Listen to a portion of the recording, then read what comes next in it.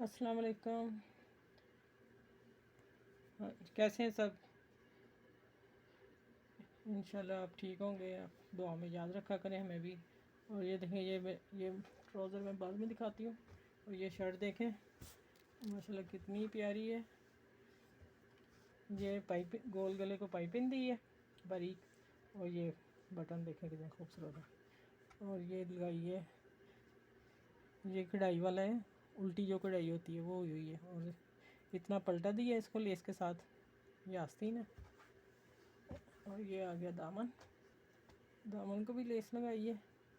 ठीक है, इसी तरह जो काम वाली शर्ट थी उसी कढ़ाई को कट करके फिर लेस भी उसी अंदाज से लगाई है जिस तरह ये डिज़ाइन था शर्ट का ना। और फिर साइडों पे ये पल्टा लगाया सिल्क का डोरी के साथ। और ये इसका ट्राउज़र है।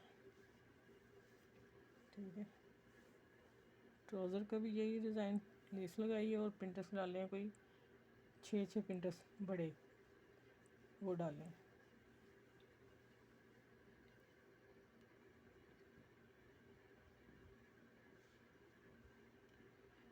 इंशाल्लाह उम्मीद है आप सबको ये पसंद आएंगे ड्रेस मेरे, और आप लाइक करें प्लीज़। Thank you. अल्लाह हाफिज़।